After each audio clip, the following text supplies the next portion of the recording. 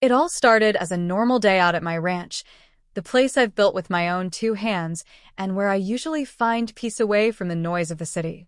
But peace never lasts long when the HOA and Karen energy mix together. That morning, I had a couple of friends with me, my squad, just helping me out with some work around the land. We weren't causing trouble. We weren't breaking any rules. We were just minding our own business. Still, it only took one glance from the self-proclaimed rule enforcer of the neighborhood to turn the day into chaos. Karen spotted us from the road, and within minutes, her phone was out. Next thing I knew, she was on 911, screaming like we were running some kind of operation. Her voice carried down the road, loud enough for everyone nearby to hear, as if she wanted an audience for her performance. My friends looked at me, half laughing, half serious, because we all knew how these things usually went. A simple misunderstanding would have been easy to clear up, but this wasn't just a misunderstanding. This was Karen trying to prove a point. The funny part is, she had no idea who she was dealing with. She didn't know that my team wasn't just some random group of buddies, and she had no clue about the kind of training and discipline we carried. She saw squad and imagined trouble, but the truth was something far different and far bigger than she could ever guess. By the time the call went through and the first sirens echoed in the distance, I realized this wasn't going to be a quiet afternoon anymore. What happened next shook the entire neighborhood, and even Karen herself wasn't ready for how it all played out. As the sirens grew louder, my mind went back to how all of this had started. Living out at the ranch was supposed to mean freedom, wide open land, and no one breathing down my neck with endless rules. But somehow, even here, the HOA always found a way to push their nose into things they didn't own or control. Over the past year, I had dealt with their endless letters, warnings, and so-called compliance checks. It was always about the same thing, trying to make me follow rules that didn't even apply to my property. Karen had made it her personal mission to be the face of that fight, showing up uninvited, snapping photos, and acting like she was in charge. My squad had seen it before, but never to this level. These weren't just friends, they were people I trusted, people who knew how to handle themselves when things got messy. We'd all built a bond that went beyond simple friendship. That's why, when I called them to the ranch, it wasn't about making a statement, it was about keeping things in order and helping me protect what was mine. Karen, of course, didn't see it that way. From her perspective, a group of us gathered together looked like some kind of threat. She didn't stop to ask questions or even think about the truth. To her, dialing 911 was the only power she had left, and she wasn't afraid to use it. What she didn't realize was that her call would set off a chain of events far bigger than anything she could handle. The dust from the road kicked up as the first vehicles turned in, and my squad stood still, waiting. The air grew heavy, tense, as if the ranch itself was holding its breath for what was about to happen next. The flashing lights came into view before the sound of the engines even died down. My squad and I stood near the barn, quiet but alert, watching as the vehicles lined up at the edge of the property. From where I stood, I could see Karen waving her arms, pointing toward us like she had just uncovered some kind of crime scene. Her expression said it all. She wanted the world to believe she was saving the community from danger. Inside, I could feel the frustration rising, but I also knew this wasn't just about her anymore. This was about power and control.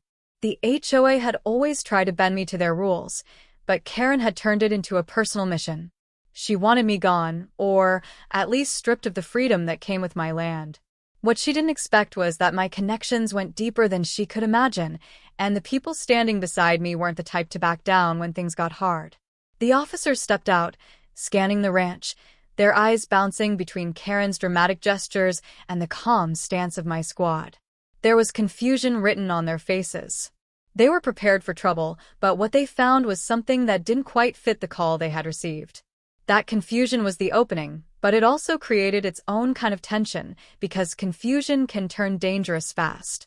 Meanwhile, some of the neighbors had come out, drawn by the noise and flashing lights. Whispers moved through the crowd, stories already twisting into rumors. To them, it was unclear whether Karen was right, or if this was just another HOA stunt. That uncertainty hung in the air, pressing down heavier than the September heat. Everyone was waiting for the first move, but no one knew whose it would be. The longer the officers stood there, the heavier the silence became. Karen's voice cut through it, sharp and frantic, as she tried to convince them that my squad and I were dangerous. She painted pictures with her words, describing threats that never happened, twisting the situation into something that sounded worse with every breath. The officers listened, but their eyes kept drifting back to us, searching for a reason to act. My squad didn't move. That was the most unnerving part. They weren't rattled, they weren't defensive, they just stood, steady and calm, like they had been through this kind of pressure before.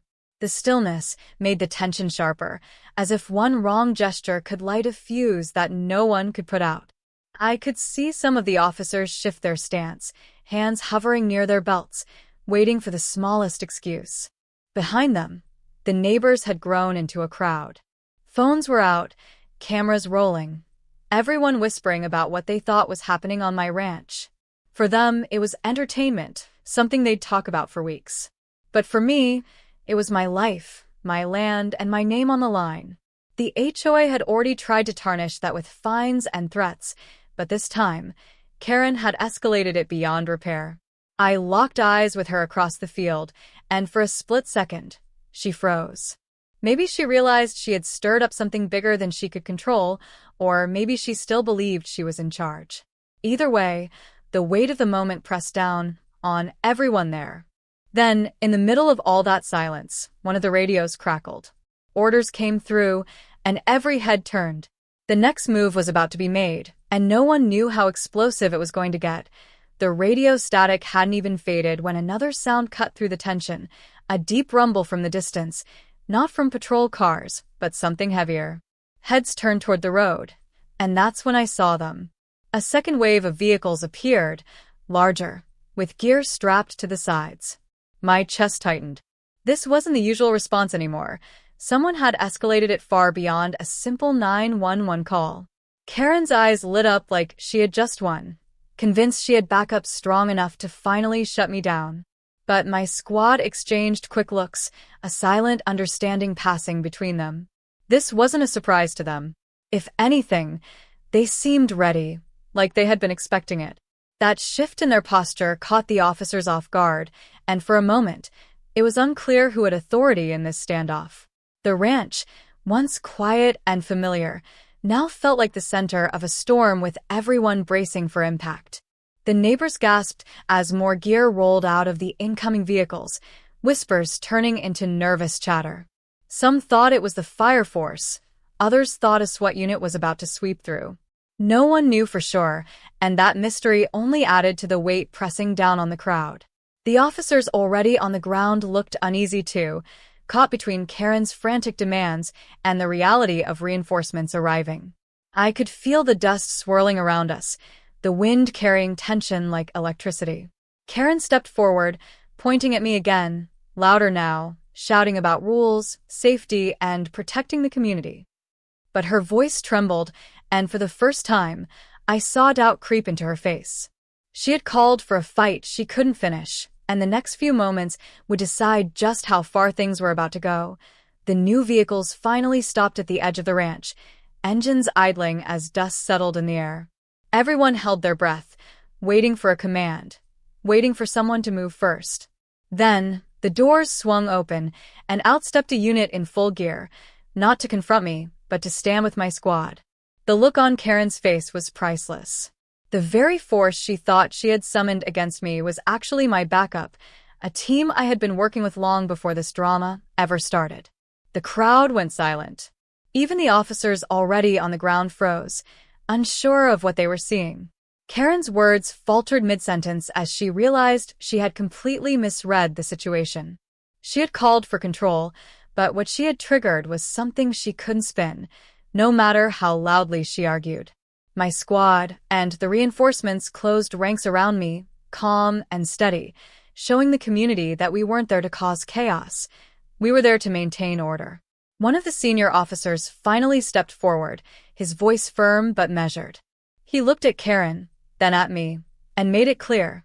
The property was mine.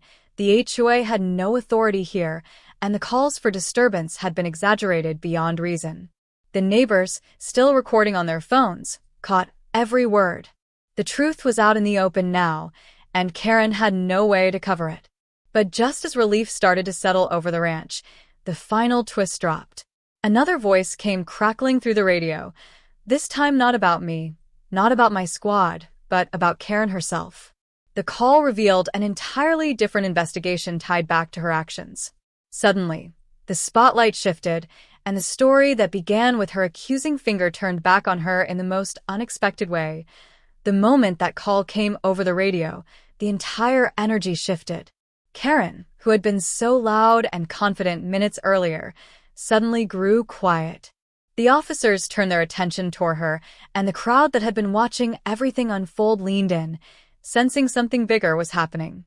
The details were brief, but clear enough. Karen's name was connected to complaints and misuse of HOA funds, something that had already been under review. What she thought would be her moment of victory had turned into her undoing. She tried to protest, pointing fingers again, but this time no one believed her. Even the neighbors, who had once whispered in her favor, were shaking their heads. Phones that had been recording me and my squad were now turned toward her, capturing every word as officers asked her to step aside. The silence that followed was heavier than all the shouting before. As the situation settled, my squad stood with me, calm as always.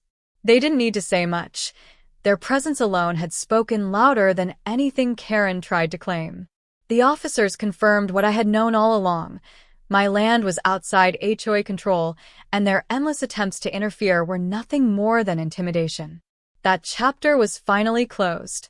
When the vehicles pulled away and the crowd dispersed, I stood by the barn and looked out at the ranch.